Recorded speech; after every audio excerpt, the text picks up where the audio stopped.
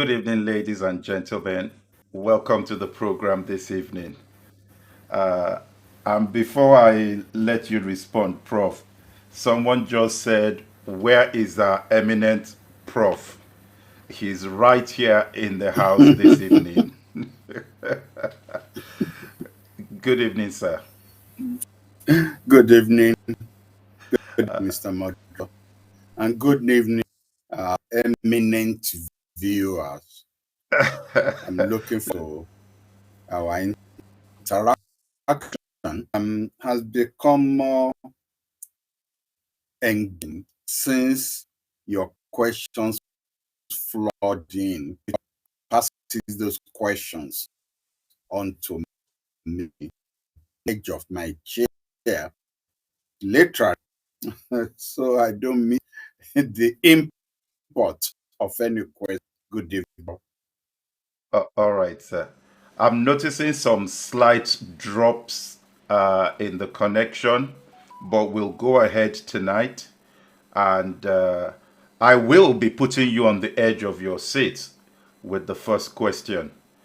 And that has to do with a question you've addressed in the past, but I want you to address again tonight because of some developments that we have seen over the last few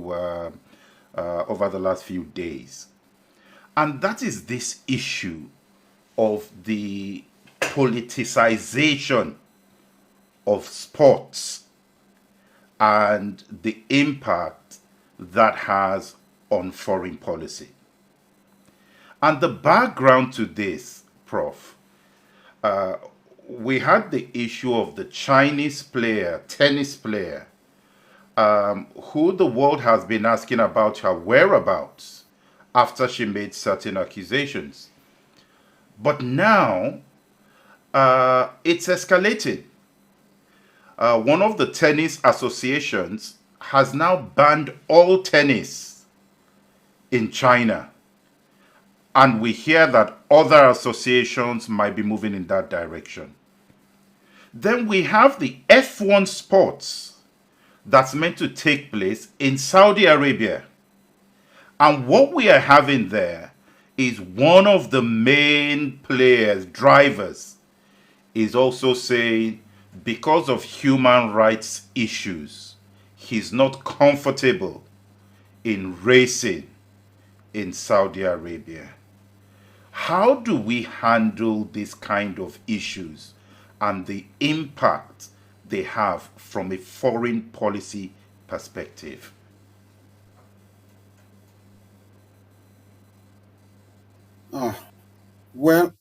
First of all, let me say some of your words thinking were not across, but get import of your question. Let sports and policy are not new. If you go back to the period we we fought a long battle, both Olympics and at the Commonwealth Games, whether South African elite athletes should be allowed in this. The devious British by giving British sports to South African athletes, and we still boycotted the game until it dawned on organizers of events that inviting South Africa to take part in the games need to be a destabilizing the demonstrators on the fields. Demonstrators will run in path of athletes where South Africans, we finally, uh, uh, finally South Africa itself drew. It was to be invited to take part in the games. That's why I said I'm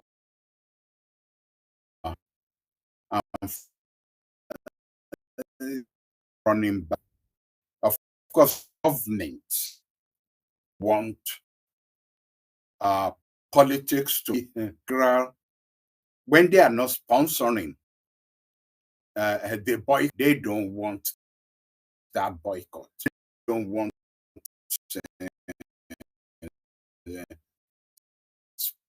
uh, policy. Now is a of of Prof, yes, I think I am yes, getting some signal drops on from the Nigeria end.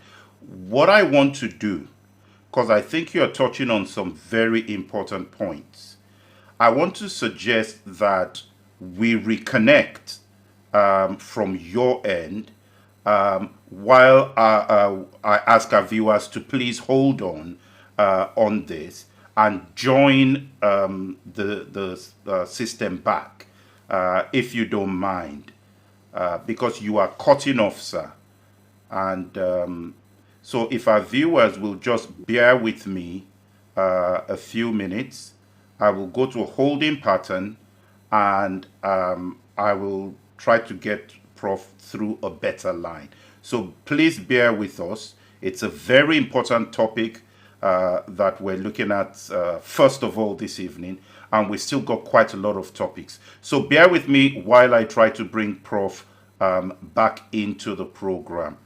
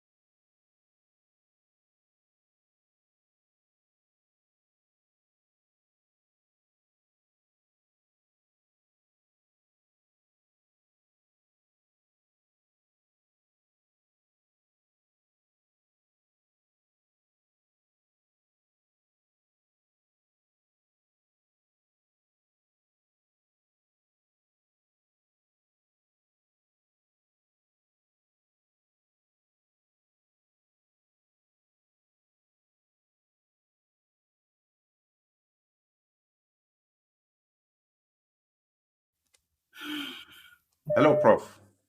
Yes, Can you hear me? I can hear you. Fantastic. So we're good. All right. To our viewers, apologies for that. We had to switch the lines, but I think we can see the Prof much clearer. Let me rephrase my question, Prof, but I will keep it All shorter. right. So, we want to talk about the politicization of sports, given the story of the tennis player who the world is looking for and has not been able to find her.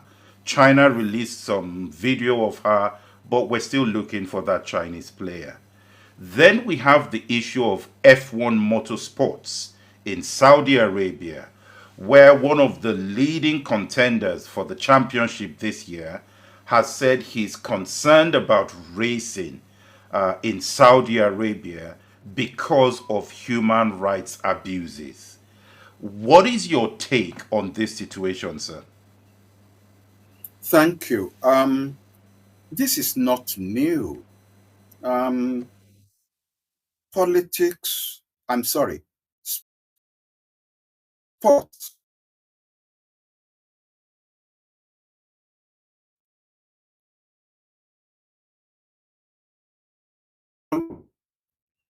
national interest is involved, national pride is involved.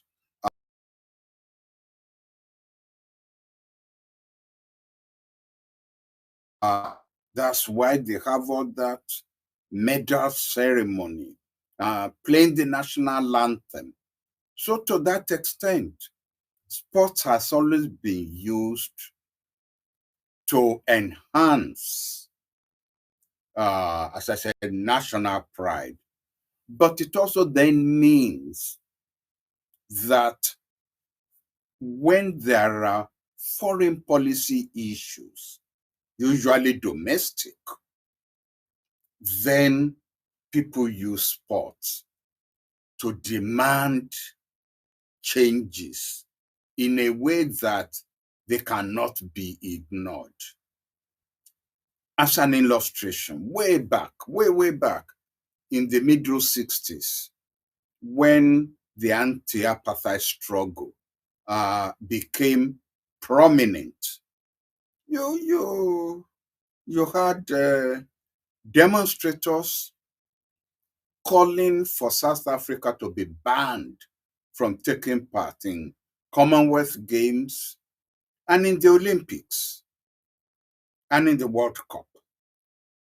And even though the British tried to go behind that by awarding their passports, granting their passports to South African athletes, the fact that demonstrators were then disrupting the games where there were South African athletes meant that, in fact, it was no longer worth the while of the organizers to invite South Africa.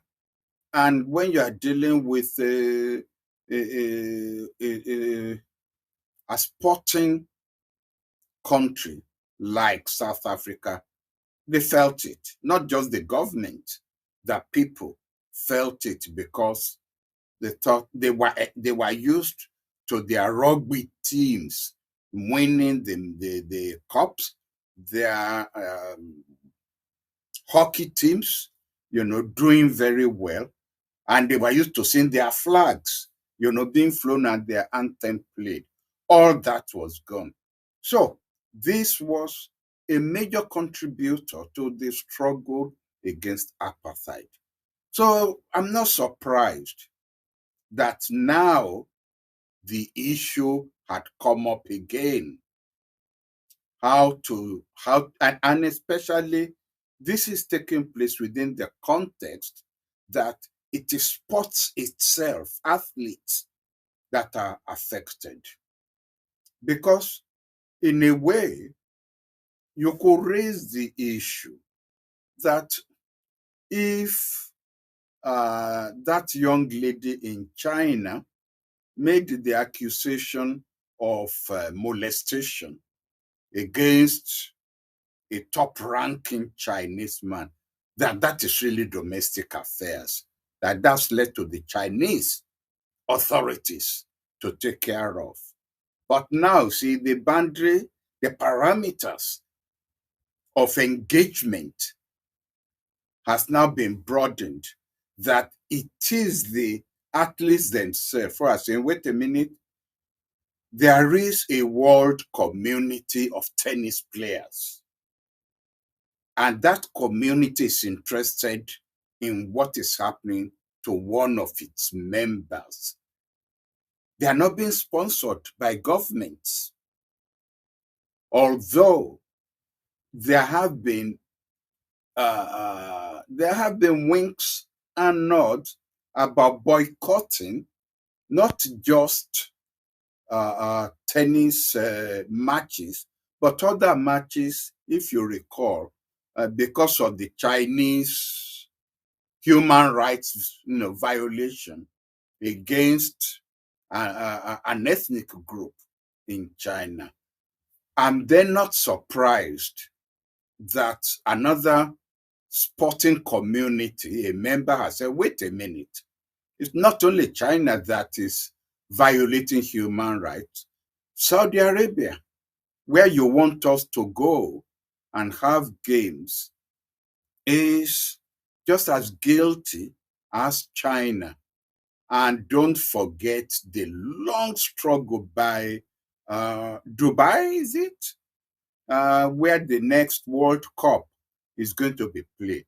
There, I will expect that actually the demands for boycott of the World Cup will now come full steam on board. Haven't got energy from the tennis community. To me, it is good for the world.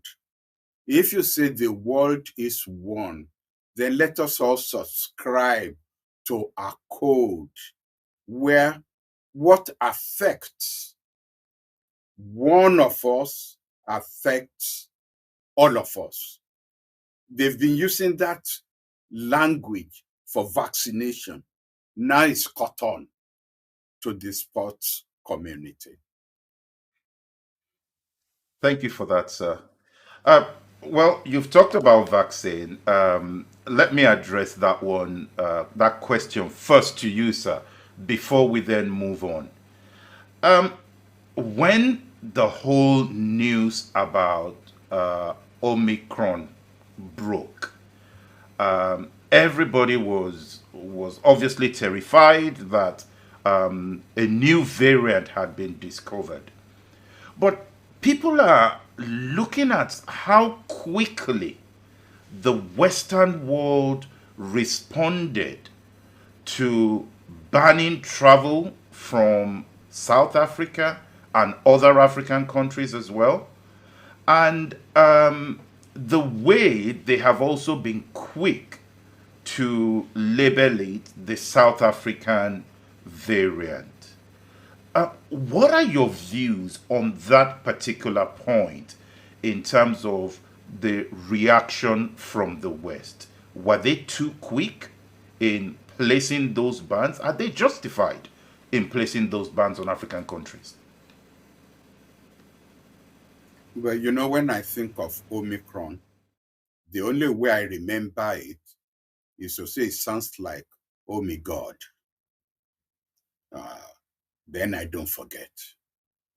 In a way, the question you raised, the answer to the question you raised, the simplicity in the question itself.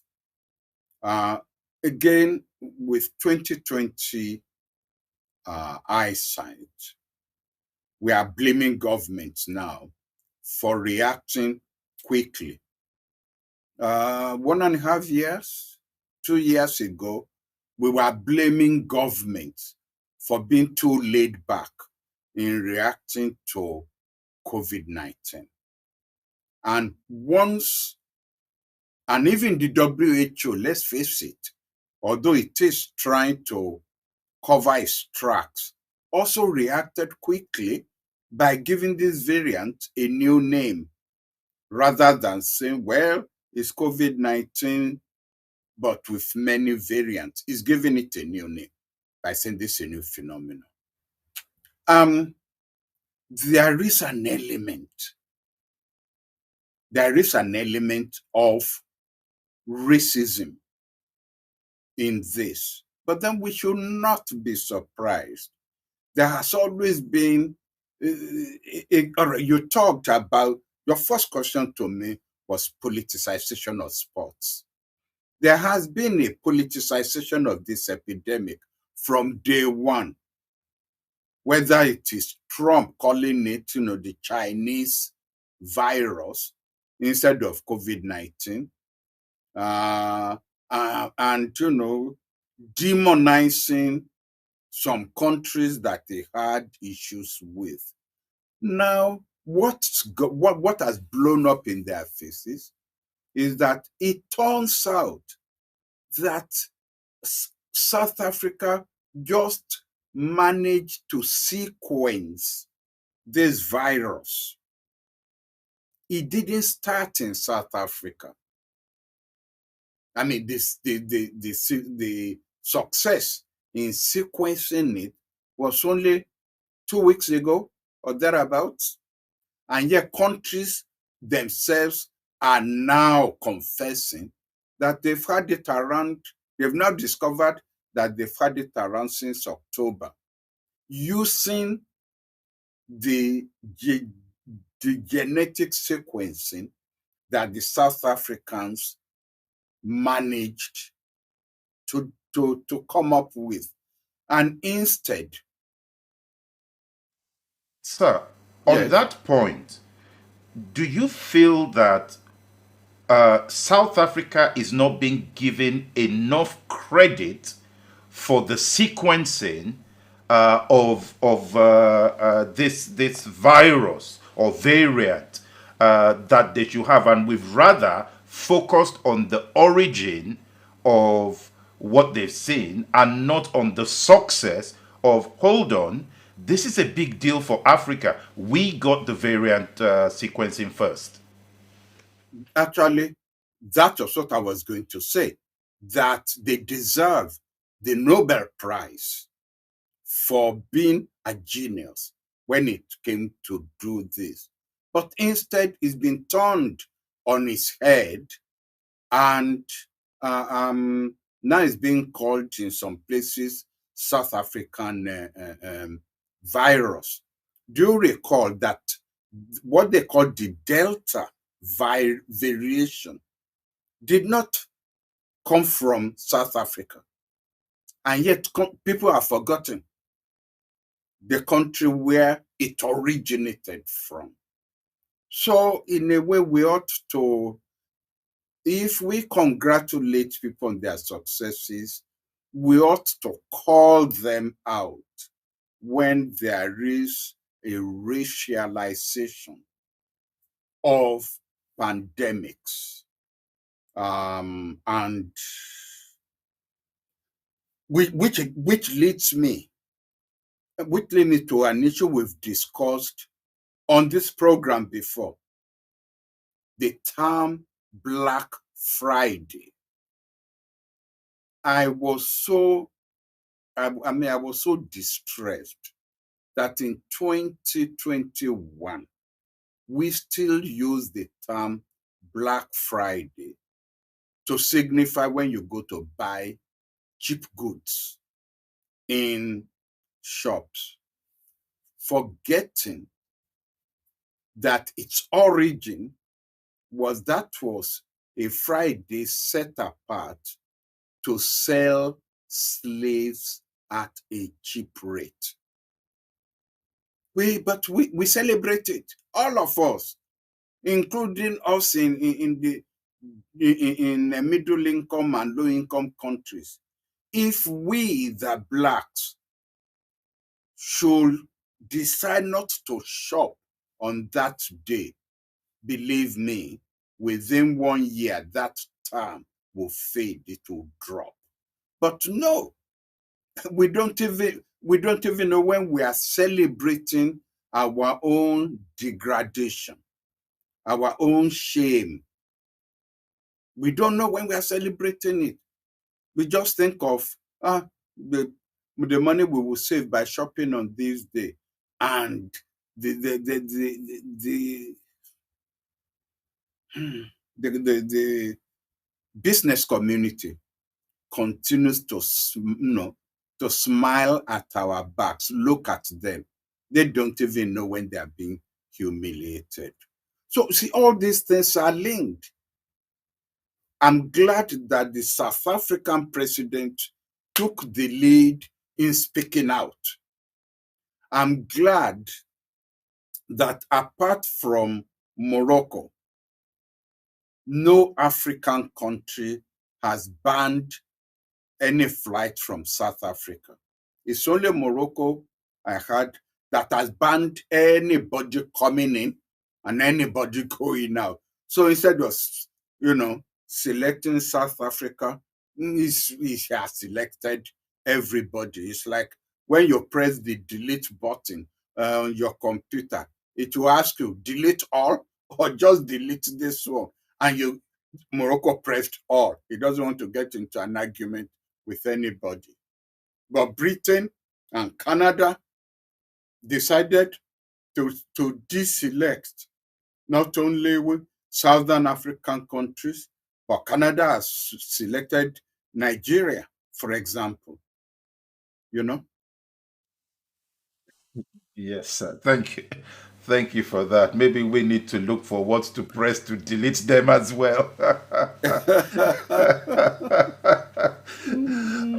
While we're talking about this, I want to get your reaction on Barbados, who have now removed the Queen as the head of state, and the fact that Prince Charles was present at the occasion.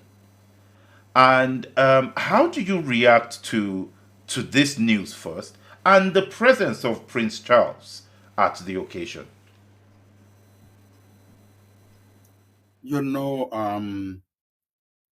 When you have the opportunity to praise statesmanship,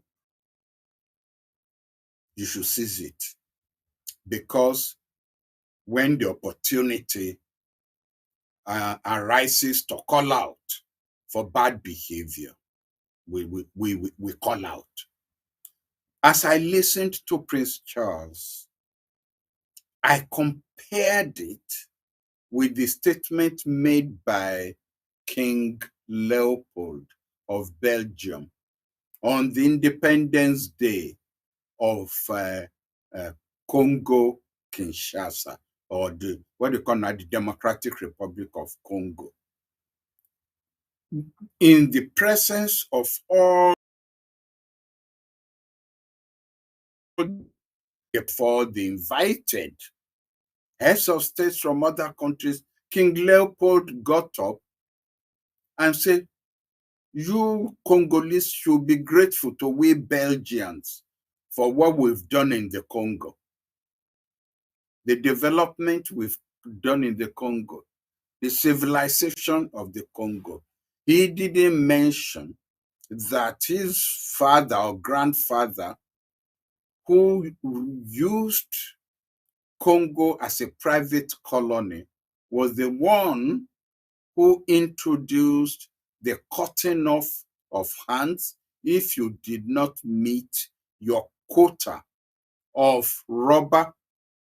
And when they then discovered that that was even lowering the quantum of rubber or the quantum of ivory, they started hanging the children of workers in order to frighten them into producing more.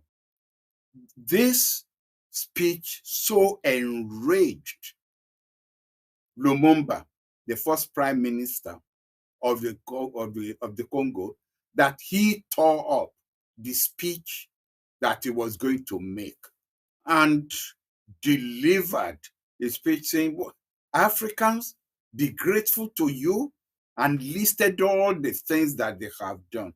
That was the beginning of the decision taken to assassinate Lumumba, which they eventually did. But when you compare that with the speech by Prince Charles, where he acknowledged the faults in the past, where he acknowledged their sins, their iniquities, and by implication asked for forgiveness, I thought that was not a political speech. That was a redemptive speech for the British themselves.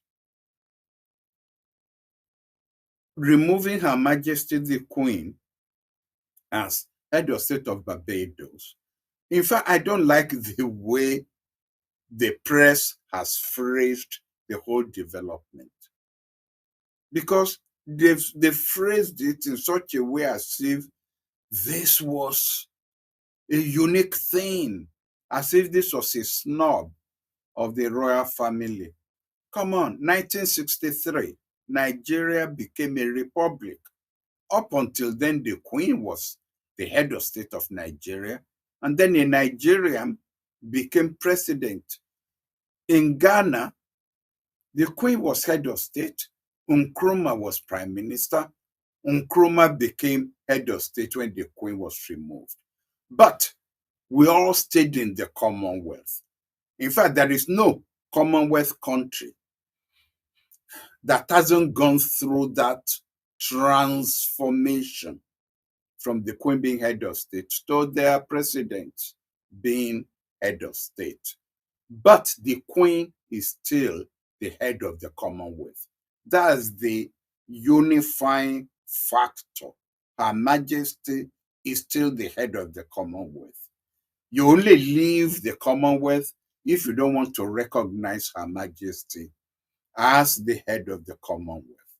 And as she was growing old, if you recall, the last conference in Britain, I believe, Her Majesty said, "My father transferred the headship of the Commonwealth to me. I am asking you to please accept my son, Prince Charles, as the head of the Commonwealth when I pass on." And of course, everybody, the Queen's like everybody's grand aunt, the will of your majesty, be obeyed. So there's nothing special about it. Nothing. So, sir, at the ceremony, there was a poet that said some things. And I want to call out some of the words that were used and to get your view on this, sir. It said, "Some have grown up stupid under the Union Jack, lost in the castle of their skin. It is about us rising out of the cane fields, reclaiming our history." How do they reclaim their history? Who am I? Who am I to tell them how to do it when we in Africa have not succeeded in doing it? Or Canada, for example, any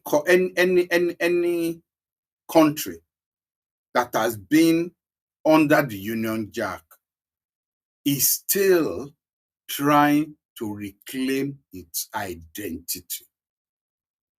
And that usually involves the minority element in that country fighting to get a seat at the table rather than an all, if you like, an all-white cabinet in Canada deciding what the interests of the original Canadians are. And that's still the problem even with Quebec. Quebec's identity within the Canadian identity. The Aborigines in Australia, their fight has not matured. And in various African countries where that map was drawn in, if you like, where that map was drawn haphazardly, each of the nationalities in an African country are still fighting how to define this new identity. I have said it before in a lecture I gave when in a lecture I gave, oh, I can't remember, on the origin of Pan-Africanism. We've always, those of us who inhabit this continent have always been Africans by geographical identity. But it was after or during slavery that the political concept of we being Africans developed. Those loaded on the slave ship were Yoruba, Ashanti, Shona, all different kinds of groups. They were loaded onto the slave ship. But on the slave ship, they were subjected to all of them to the same treatment by the same cruel treatment by the white sailors on the ships. And then they looked at each other, looked at their skin, and realized that they are one group different from the sailors on top of the ships. And that's why the concept of we are all Africans started. On that slave ship, it stopped being, I am Yoruba, I'm Fanti, I am Shona, I am Ashanti, I am this, I am that. All that disappeared. That identity disappeared. But back home in Africa, it didn't disappear. And that is where the concept of Pan-Africanism started outside Africa and then returned home. I don't have, this is not the platform to give a lecture on a first conference on Pan-Africanism, which is incidentally was in the West Indies. We started this with Barbados in the West Indies. And the first prominent Pan-Africanists were West Indians until after the Second World War, the Manchester Conference was held. And then the next conference after the Manchester Conference was the 1958 Conference of All Africans held by Nkrumah in Ghana. So you could see the looping that is there. So we're all still trying to fit in and find our seats in this new identity called Barbados, Nigeria, Australia, Ghana, Ethiopia. And this is why we're having all these difficulties of identity. So when people talk about tribalism, I talk about, rediscovering identities that were suppressed and lost during slavery and colonialism. So I cannot advise the Barbadian of how to rediscover their identity. They are, what will you call them? Barbadian Africans. They are us over there. Thank you for that, Prof. There's a question here that I'm going to read out, and this has to do with the migrant issue and the issue in Belarus. And we talked about it a little bit last week, I think it was, or the week before. But what has happened here is that the EU has now imposed sanctions on the airline of Belarus for carrying migrants from where they were coming from and bringing them into Belarus. And what they're saying is that it was a tactic to destabilize Europe. What is your take on these sanctions? Even though they had been talked about previously, they've now gone into effect today, and we've now had the United Kingdom and Canada have now also imposed sanctions. What is your take on this, sir? Well, before I deal with the specificity of your question, let me use this to praise ourselves. Let us praise the great and famous men that our fathers spoke of in history. The most generous continent when it comes to immigrants is Africa. There is no African country that does not have millions of immigrants. We don't even call them illegal immigrants. They just cross the very generous continent, both domestic and external. We don't. They cross they cross the boundary. They come in and they settle. You know, the interesting thing is we don't even put them in immigrants camps. I know that lately we've been having camps for internally displaced persons. IDP, we call them. But as the local community does not attack them. They don't segregate against them.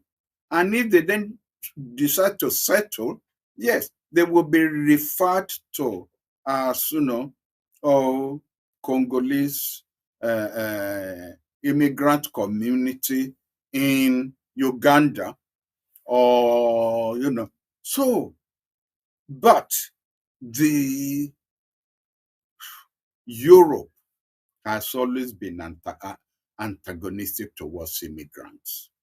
So I'm not surprised then that Belarus will see that as an issue it can use to keep embarrassing Europe, as Europe has kept embarrassing it because of the elections that they claim he stole. Okay, they've now imposed economic sanctions, another element of economic sanctions on the airline. I won't put it past Putin to find some way of also now, because I think, you can't be, there had been a blind, you cannot flight over Belarusian space if you are going to Russia. You have to divert, since one plane was hijacked. The only supporter that he has, that's the Belarusian president, is Putin in Russia. And so what will happen, by the way, if Belarus turns off the gas supplies to Europe? The pipe passes his territory now because Russia was punishing Ukraine. So Russia has diverted the oil supply from the pipeline in Ukraine to the pipeline going through Belarus. Supposing it turns off, you are punishing me, fine, I'll punish you also. where an eye for an eye leaves the whole world blind, and a tooth for a tooth leave all of us toothless. So I don't know where to all land. All right, sir. Let me take one more question before we round up. And let's go to the Middle East for this one. This is looking at Afghanistan and the Myanmar junta. And a United Nations committee, sir, there was a meeting on Wednesday where they said, look, it's unlikely that we're going to admit either Myanmar or the Taliban, Afghanistan, into the United Nations. And the question, sir, is when should the world start to accept, particularly the UN, that the Taliban is in charge and that isn't changing anytime soon? When do they accept this? Because there are other meetings that are going on in the world that seem to be recognizing the fact that the Taliban is there. What's your take, sir? Well, control and recognition are now being dealt with as separate issues. You'll recall the Taliban and the United States just met in Dubai, is it, or Doha, in Doha. That meeting, which I will say encapsulate the mutuality of interest between the two, is that the Taliban is in control, but the United States has control of its assets located abroad. The Taliban wants those assets so it could use them for development and what have you. The United States is using that not to advance democratization in Afghanistan, is giving up on that, but issues of the female child education, human rights for women, a more tolerant Taliban. And of course, the Taliban recognizes this. But there's a problem even for the Taliban in the fact that the ISIS-K is lighting a fire underneath it for being too tolerant. So I feel sorry for the Taliban because they've ridden the back of a tiger and they now don't know how to dismount. If the majority of members of the United Nations says until democracy is restored in Myanmar, we will not accept the representatives of the generals. Myanmar is still a member of the UN, but we will keep their seats empty until the Taliban, does those things that I have outlined: female child education, human rights for women, a more tolerant, liberal Quran. We will not allow them to take the seat. If the majority of members of the United Nations says that is it, that is it. There's a question here, sir, taking us back to a point you made about the migrant crisis and Africa being very tolerant. And this person is saying that the European stand is good.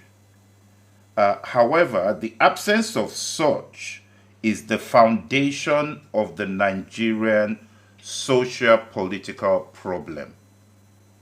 Do you agree with that, sir? Is that implying that Nigeria should not accept other Africans coming into Nigeria? Is that the implication of the question? Because I don't get it. Um, the consequence of haphazard boundaries drawn haphazardly, splitting uh, nationalities between several countries.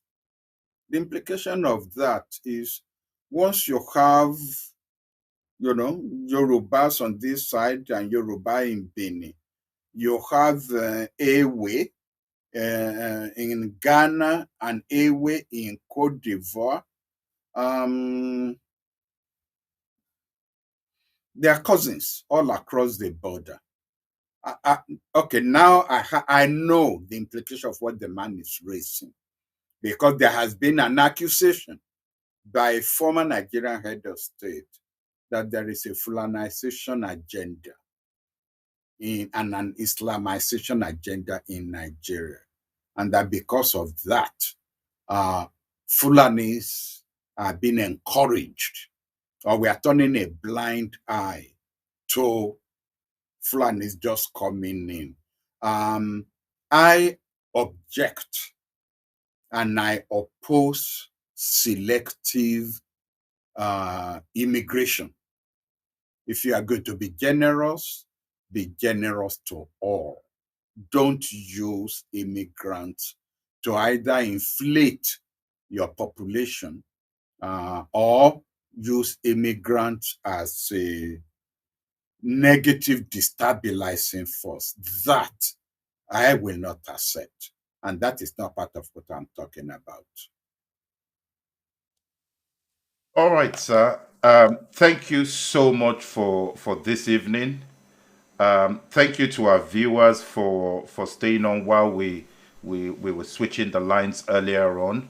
I'm sure you would have found Prof's views as insightful as ever. Prof, as a parting one, it looks like the snow is going to start to batter us in the UK. I hear that we're looking at possibly -11. I was just wondering if you would like to come to the UK at this time. I Only -11. I have lived in Massachusetts, when the temperature was -30 something, where as you speak, it froze into ice droplets right, before you. But I loved it. Surprisingly, I loved it. So, the colder it is, the better. Don't expect me to go out on a walk. The British are a peculiar people. Even if it's -50, they will still go out for their walk. I will not. I would like the flat to be as warm as the one I left behind in Nigeria. But still, I welcome it. I welcome the snow. I welcome, I there's a was freshness I to the was hoping, atmosphere. Prof, I was hoping that we will plan a UK edition of this program with you in the UK. But just wait until it gets to -11 before asking for that. Before taking a decision. Well, a bottle of sherry may just be the thing to get me over. Thank you Bristol so cream much. sherry. Thank you so Thank much, you. sir. Thank you to our I can't viewers. die. Have a great evening. Bye.